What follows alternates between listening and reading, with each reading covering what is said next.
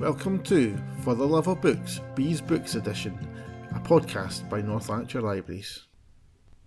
Hello, this is Pari. And this is Jenny, and we're here to talk about Bees Books. Now, I know we say this at the start of most episodes, but neither of us are quite in the zone today.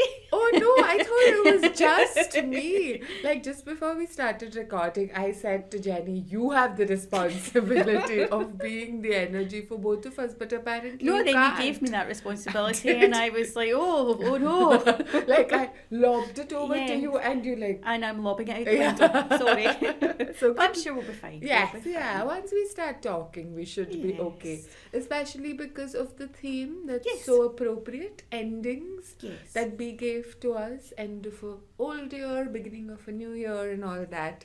So I'm just gonna, like, there's no time or energy for Excellent. chit-chat. Okay. What are your books, Jenny? No So I've chit-chat. got 3. I'm going to show 2, and then the other one's a wee sleeper. We'll see if we've got time for Okay. it. So my first one is The Comfort of Ghosts by Jacqueline Winspear. And that very dramatic background Yes, sorry. noise was quite appropriate. Very nice. And that's notes. You've come with notes. You've come Yes. really prepared. Yes, I have. And my Okay. second book you like, it is The Legacy of Arnston House by T.L.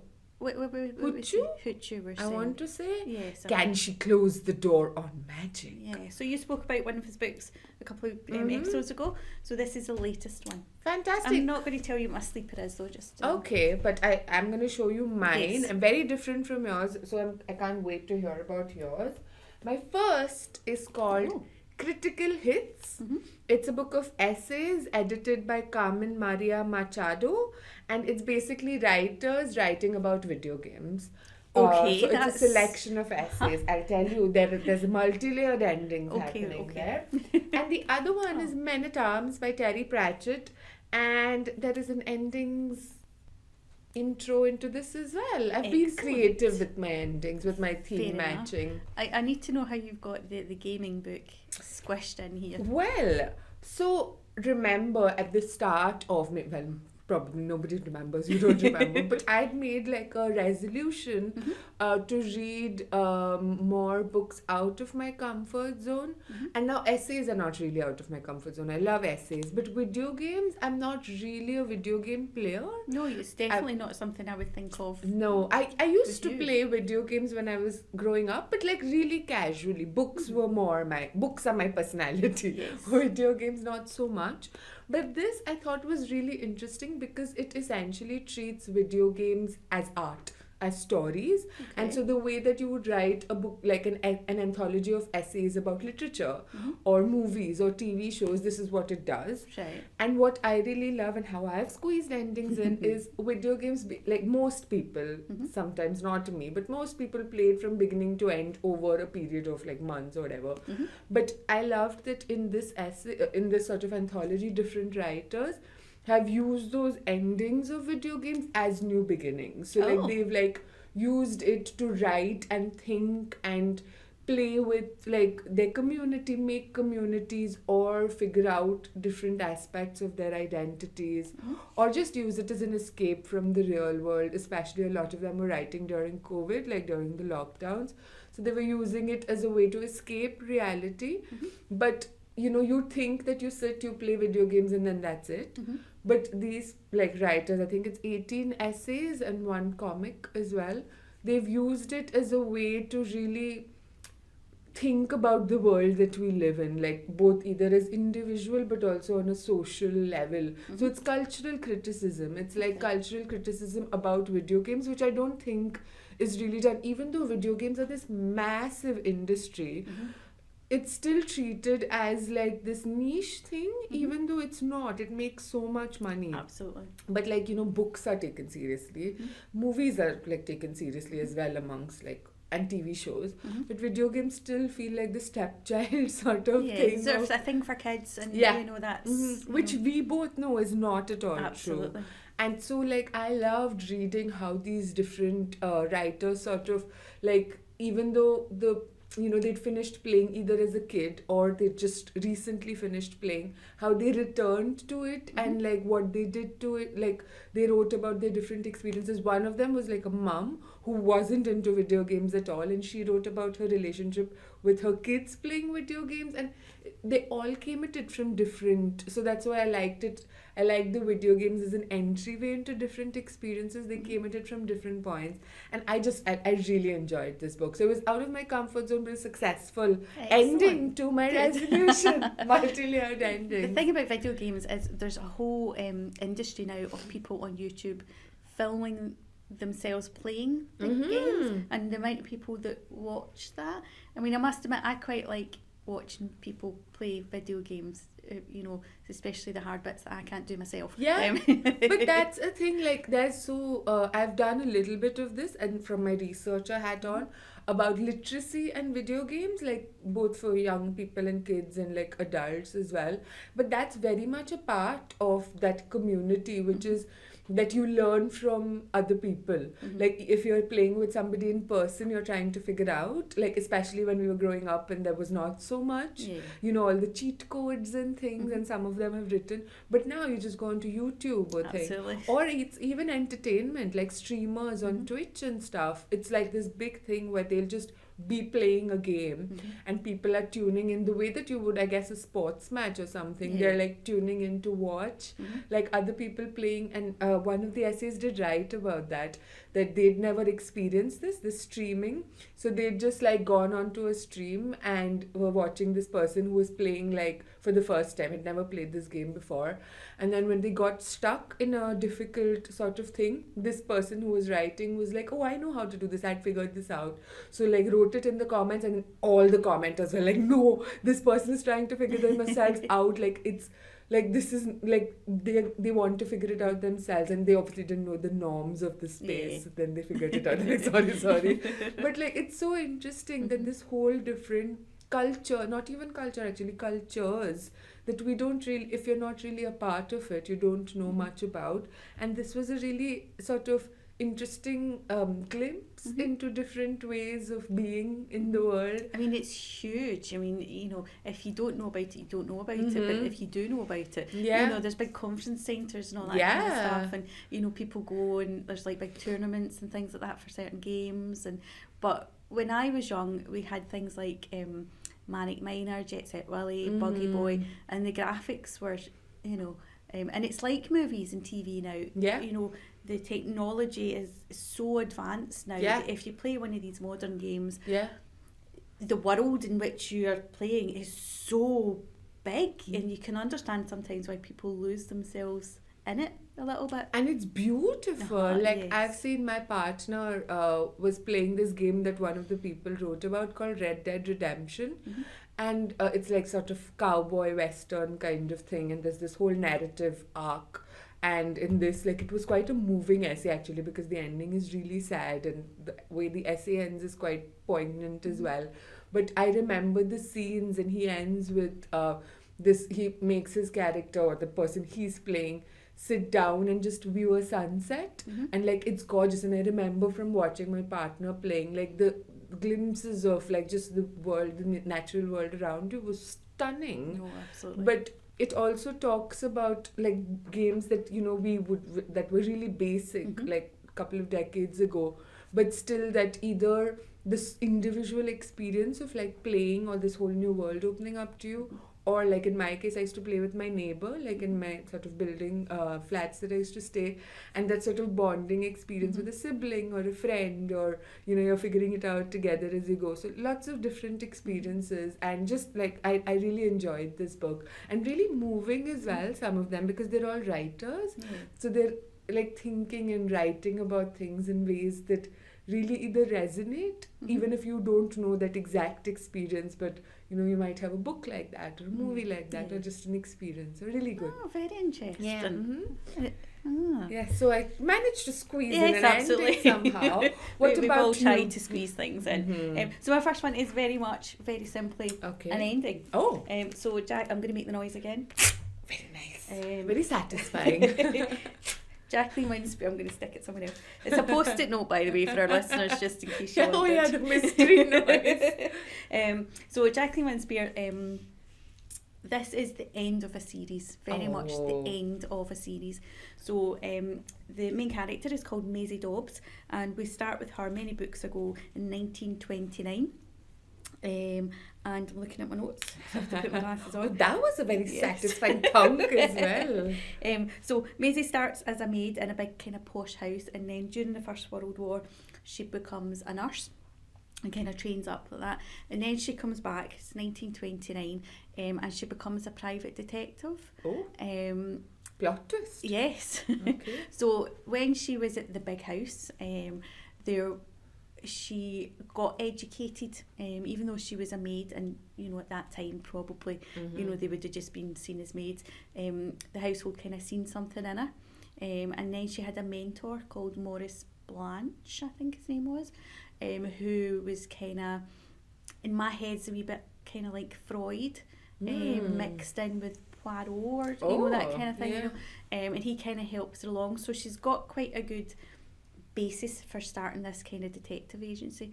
So that's the very first book, and this book I want to say is 18, something like that. Okay. We're now in 1945. Right. So during all those books we've kind of went on a journey with Maisie of how she's built up her detective agency, all the kind of things that she's done. We learn more about the people in the big house, and they, she becomes kind of part of their family, and she's had marriages have gone astray, and loads of different things. So we've kind of grown up as you've read them.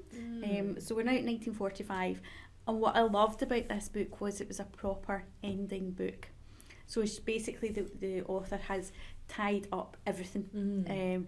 All the kind of wee bits and pieces, like Maisie adopts a daughter, so we kind of, that's all finished off, it's all legal, and she's settled. Her father, who's I think the groom, I want to say, in the big house, which is why she became a maid when she was younger. His journey and where he is with, he's met somebody else after Maisie's mum's passed away, and all that kind of stuff. And it's just, I absolutely loved the way she finished everything off. Yeah. In the middle-ish of the series, I think the author herself had something happen to her. So there was a book that was kind of, Maisie lost herself a bit as well. So as well as feeling on a journey with Maisie herself, you kind of felt as if you were on a journey with the author, because it kind of reflected in it. But it was just a wonderful way of just finishing everything off. Not necessarily neatly, but everything was kind of, and things that you'd maybe forgotten about from a few books ago were kind of mentioned and sorted. She's got a wonderful friend called Priscilla, who's just so glamorous, and they met, I think, during the nursing in the First World War. But obviously now we're at 1945, there's another war, and they're both kind of trying to lend a hand in there. But they're older, so whereas, to begin with, they're all gung-ho being nurses in the First World War, now they're kind of a bit more mature. They kind of know, because I imagine the First World War, we hear the stories about the soldiers signing up when they were really young, and, because they thought they didn't know the truth of it. Whereas now, 1945, they kind of know. And there's a lot, although it's set, this book's set around about that time, there is talk of the war, and there has been the last couple of books. It's not about the war as such, it's about kind of sideways things. So what is the series then about? You said it's like a detective agency, and you've like spoken about the relationships and stuff, but is that what it's like mostly about, or are there like mysteries and things? So there is mysteries, so there's murders, and there's trying to find lost people throughout all the books. There's also like spies and things like that. So because of the time it's set, which the middle books are kind of set between the wars basically, so it's like kind of golden age crime. It's also, she has very particular ways of solving things, and there's no technology like we know now, so it is very much writing things down in the back of rolls of wallpaper and things like that. That's her murder board, and you can kind of see as well how things, you know, if she was a detective now, the kind of things that she would have taken from then to use now, if that makes sense. And I just love the fact that the author's kind of travelled so far with the character and went, right, okay, enough's, you know, I'm done with this, because she's now writing other books. And I want to finish it. I want my readers to know that I have appreciated them, so I'm going to finish it off nicely. And it's just a wonderful series as well. It is really good. You know, as I say, it's not necessarily murder mysteries. It's just, you know, mysteries to be solved. Our sidekick as well, she's got a secretary, and you know, they develop during the stories and get married and have kids and all that kind of stuff. So it's like I don't know, you kind of feel quite protective of some of the characters, and you know. So it is, I feel, more about, or not I feel, like it seems like more about the characters and the mysteries and stuff is like the sort of framework around which they think, but it's them that you're reading about and for. Yes, thank you. You made that sound better than I did. But yeah, so Jacqueline Winspear, thank you for finishing it off nicely. Yeah, that's nice, because then you have that sense of closure, and also like when a series has gone on for really long, or even like for a short amount, you fall in love with the characters and you're like spending time with them. But you want sort of on one hand you want more forever, but on the other hand it's really nice to end a chapter of their lives and you can imagine whatever after, but then that's over. No, the problem with it was, however, Pari, when I first started reading it, I didn't know it was the last one. Because I just went, the new Jacqueline Winspear, I'll get that. Didn't read the blurb or anything. And then as you were reading it, you were kind of thinking, she's kind of finished that wee bit off. That's nice, we've learned what's happened to them. And then you come to the end and you go, then I read the blurb, and then I read her like kind of thank you at the end of it, and I was like, right, okay. So I wasn't prepared for it to be an ending, but it was. Do you think it worked, not being prepared? And yes, I liked it. I didn't know. I think if I had known, I probably would have cried more. There's only so much emotions to go around at this time of year. Exactly. So good. That's great. Well, I'm going to segue then into my second book, because this is almost like we've spoken about the Discworld books before. We both love Terry Pratchett. Both love them. Like I said, my goal is to read them all or reread the ones that I've already read in order. So I'm at Men at Arms. I finished Men at Arms.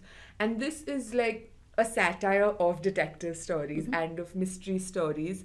It's set, so the ending here is like a lot of things are coming to an end. So the City Watch, Samuel Vimes, the captain, I want to say, the commander, the captain is retiring because he's getting married to the richest woman in the city, who also breeds dragons for a living. He's becoming an aristocrat, moving up in the world. She's a lovely character as well, isn't she? She's just... from the first book, No, she's lovely. And there's winds of change brewing. So the old ways of life are ending. Because now the force is being forced to diversify according to them, and they're not all of them are super happy. So now, so far, it's usually been like 4 of them, and now there's a troll, there's a dwarf, and scandalously there's a woman who also happens to be a werewolf, but like the corporal Carrot thinks it's because she's a woman that she's been hired.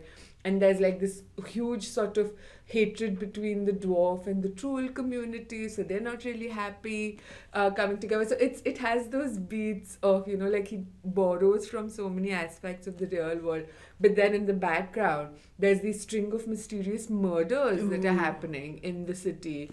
And the veterinary, like the person who rules the city, whose title I've forgotten, Patrician, has completely like declared that nobody is allowed to solve this mystery, because he knows that if any says that, everyone is going to they're going to want to. So he's like, he always has a ploy up his sleeve, and there's like, again, like red herrings and things, but it's all in like a fantasy universe, and in a really like I love Terry Pratchett for how he writes about ridiculous things, but he's always thinking about the real world as well. Like he borrows like liberally and like sort of mishmashes it together and creates something like wonderful. And also like I think with change, when things end, you're really sad, like with this book series that you read, but it leaves room open for things becoming different and better. Obviously change can be worse, like things can change for the worse. Yes, but in this it's not. It's just like, you know, like a sort of team, like any sort of movie or book that, you know, this band of misfits come together and like becomes a team, and then towards the end of the book they sort of try to improve the whole like police force itself. Like there's reforms and things, and I just like love this book. But also I was not prepared, much like you. I thought, oh, Terry Pratchett, lovely, you know, fantasy, silly, funny, serious, but also like mostly funny. I was not prepared for a death in this book. Ooh. And yes, I'm not going to tell you. No, I'm trying to think. No, I'm not, and I'm not going to tell people. No. But I was just like, nobody dies in Discord, or if they die, they're just like, you know, faraway characters, or just like like red shirts you don't really know about, or you just like whatever. In this, like a pretty important character dies, and I was reading like towards the end of the book. And I was reading this and I had work the next morning, so I was going to like finish reading it like the next day, but then I couldn't. I had to stay up, and I had to stay up and cry because I wasn't expecting, and it ended, and I then had to go online and see what other people hopefully were as devastated as me. So I found like Reddit threads and who were also not prepared, and they were like, what is going on? I mean like old ones, but yeah, I was so it was terrible, but wonderful. But yes, so be prepared for death. He's not like, he's not this cuddly old man. He like writes from a place of, as Neil Gaiman says, rage at the unjustness of the world. And so I don't know if you would have come across this, but it's become like mainstreamly popular as well, this Samuel Wimes's boot theory. So I'm going to read just an excerpt of that. So Samuel Wimes is the captain of who's retiring now, and this is towards the beginning of the book. He calls it his theory of socio-economic unfairness. The reason that the rich were so rich, Wimes reasoned, was because they managed to spend less money. Take boots, for example. A really good pair of leather boots cost $50, but an affordable pair of boots, which was sort of okay for a season or two and then leaked like hell when the cardboard gave out, cost about $10. But the thing was that good boots lasted for years and years. A man who could afford $50 had a pair of boots that would still be keeping his feet dry in 10 years' time, while a poor man who could only afford cheap boots would have spent $100 on boots in the same time and would still have wet feet. So he writes about how expensive it is to be poor, but he does it in such like a sort of, not an aside, but it's just a by the way sort of thing of his. But it's so cutting to like the essence of the thing, and he's just like casually like scattered it in this book about like vampires and like whatever, like werewolves and things. I think that's what Terry Pratchett does really well, is that, you know, there's this huge big fantasy world with, you know, modern issues. Absolutely. You know, that he can kind of, you know, and I can imagine, you know, he's sat there kind of thinking of things that annoy him in the real world and has put them into there. But that's exactly what, because I think it was Neil Gaiman in like a foreword to Good Omens or somewhere in an interview, because they'd worked so closely together, had like one of these fans had like said that, oh, you know, think of Terry Pratchett as this cuddly old man who's like writing about these silly things, and like that's what Neil Gaiman said, that no, he is like angry about everything and everyone, and like about the injustice of the world, and like how humans can be so terrible to each other and to like the world around them. And just because he's writing these books that are often really funny, very and funny, like and also like really like silly, like it's like sort of gloriously silly, and like has all these sort of elements that you wouldn't take seriously, especially fantasy as a genre that you wouldn't take seriously. That doesn't take away from the fact that he was sort of writing about these really big and small issues that affect people's lives in a way that would get you to think, even if you're not necessarily reading like a book about that issue. So you're not reading a book about economic inequality, for example, but that like one paragraph, you're like, yes, yes. Exactly. That's what it's like to be poor. You'd want to spend like whatever, how much ever money on the best thing that would make your life easier in the long run. But you can't because you don't have the money. So yes, so love this book. You escaped as tears here because you were not prepared. I was also not prepared and I did not escape tears. But yes, I totally recommend this book and this series. Well, I'm going to talk about my other book if that's okay. So a couple of episodes ago you spoke about one of his books, and this is the latest in the series. And I'm not going to spoil it for you because I know that you are reading them. I don't think you've read this one yet, have you? No. But this book, which is number 4 in the series, is slightly different than the ones that came before because you learn things. So as you know, in the previous books, you know, it's kind of been hinted at that something's happened, and that, you know, Scotland itself and Edinburgh where they're set, you know, it's very different than we know now. So like, I think Waverley Station's underwater and, you know, there's all this kind of stuff. But everybody kind of knows about magic and, you know, so it's slightly different, but something's happened.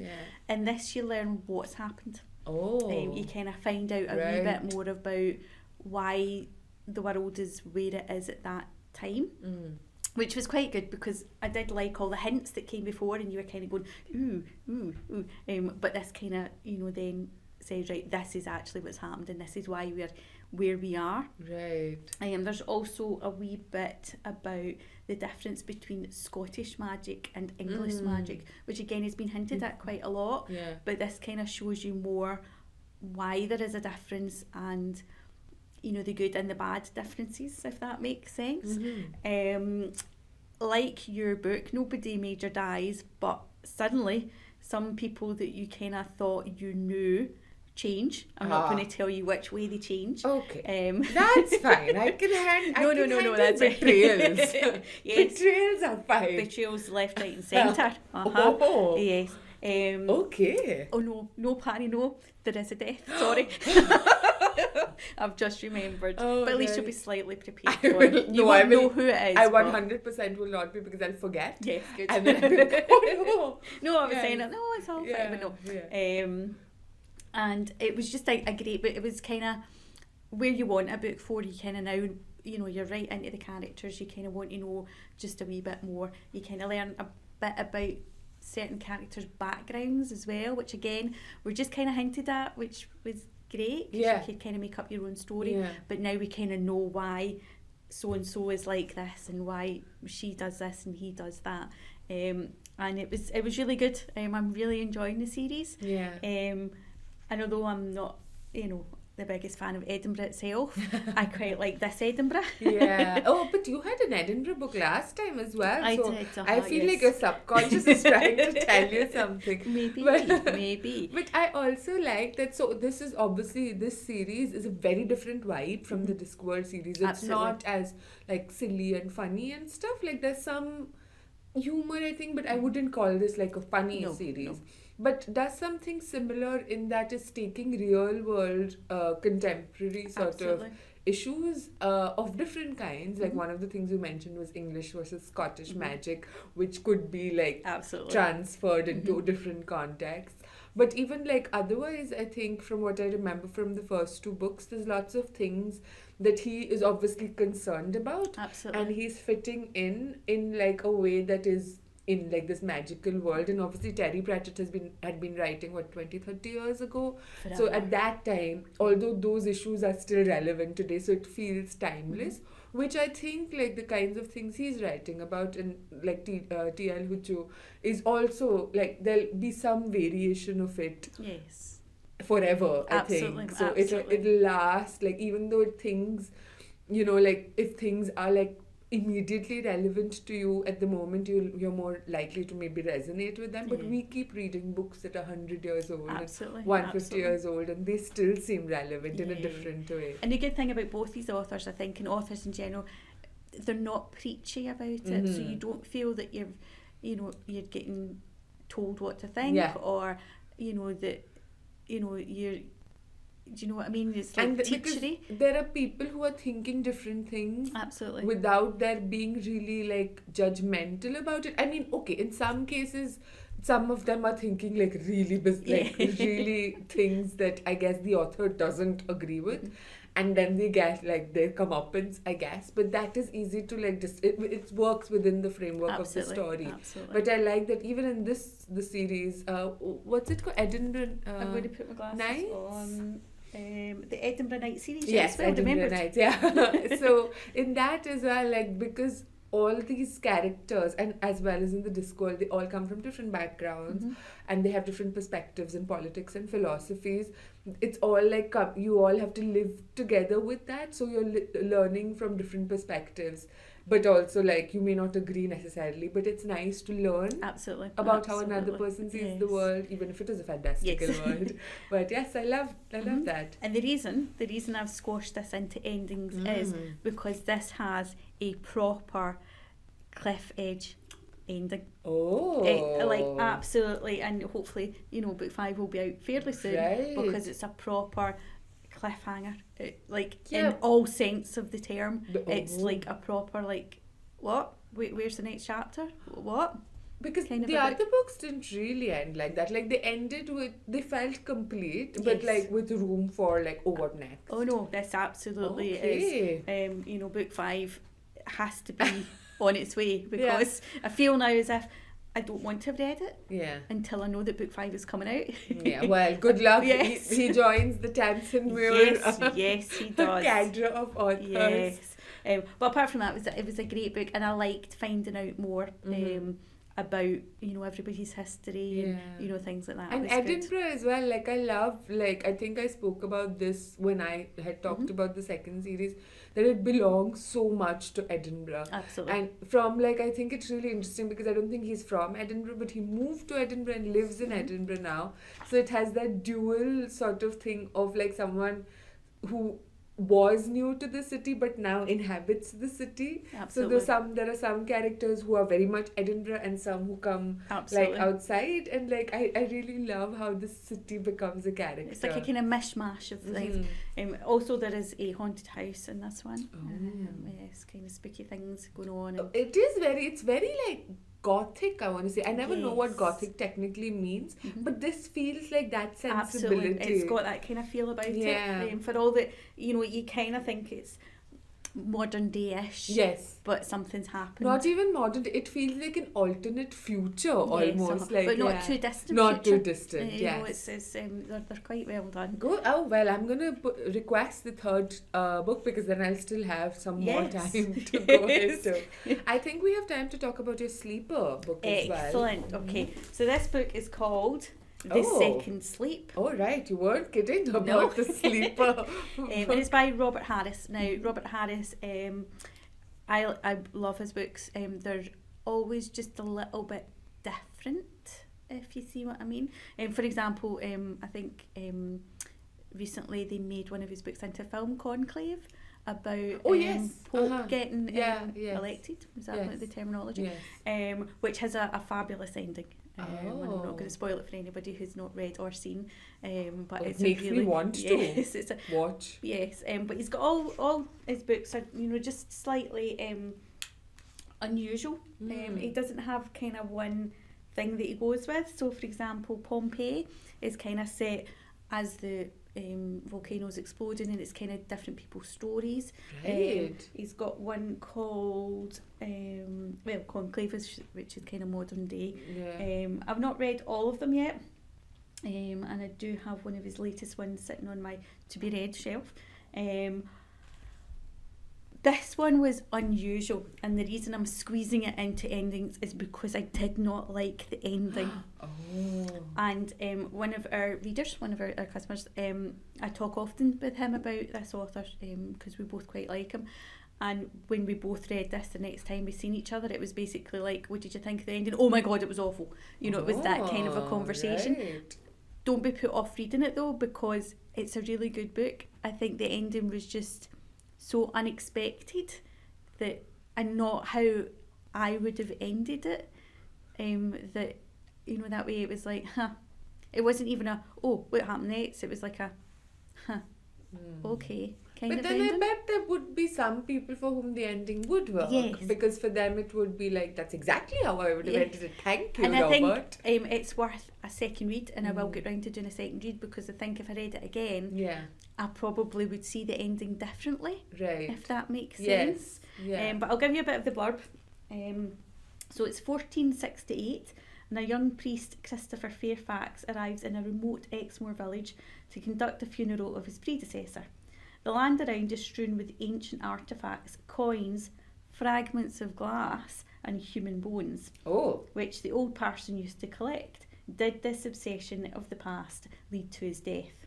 So it's probably, yes, Robert. kind of a murder mystery type book, but also not spooky a little bit. Yeah, so I'm going to spoil it just ever so slightly.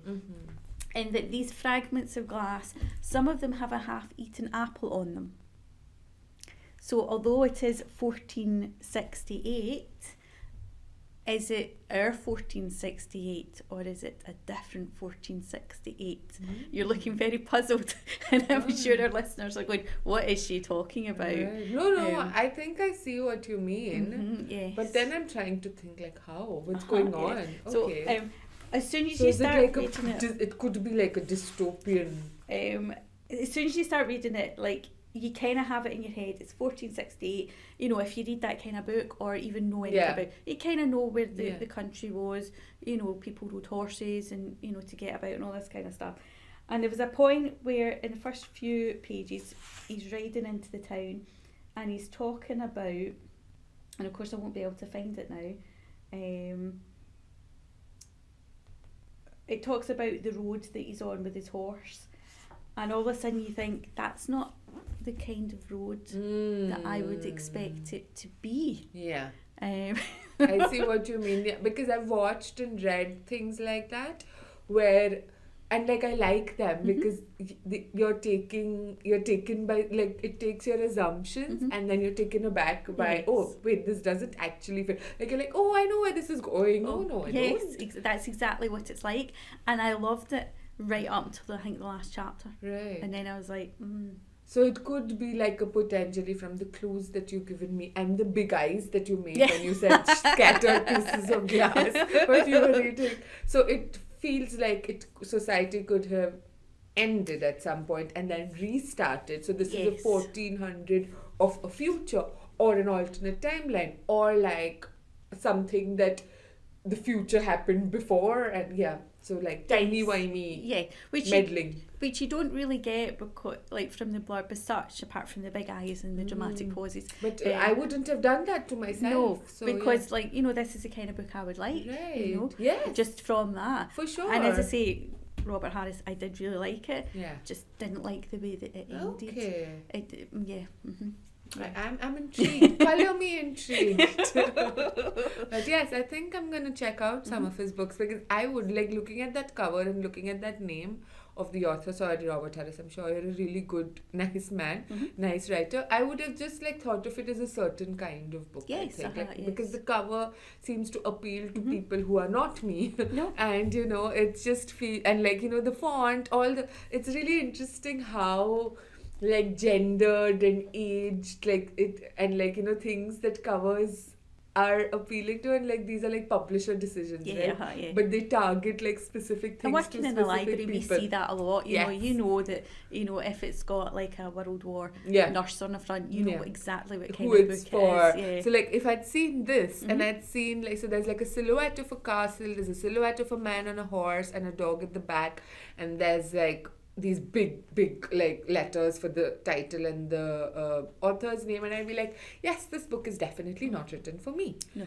But you have absolutely sold it to me, and I like, now I'm curious about exploring some of his other works as well, because you know I like a bit of an oddball book. And as I say, they're all different. You know, so he's got one called The Fatherland, which I've not read, but I think it's kind of like what if kind of a book.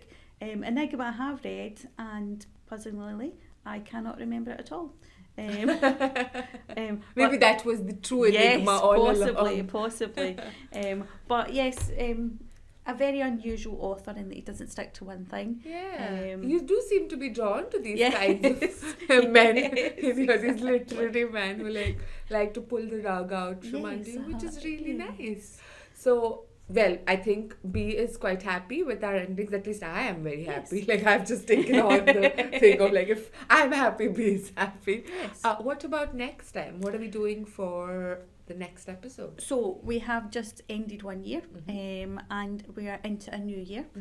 So she'd like us to do beginnings. Okay. Yes, well, and the next episode we'll have a quiz. Will it? Yes, I've just surprised you with that.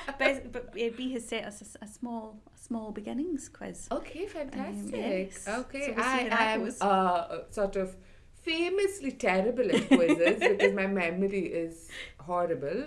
So good luck to me and to everybody else. Well, maybe the listeners will have a better chance. We'll leave dramatic pauses. Yes, absolutely. And okay, excellent. So see you again next time. Bye.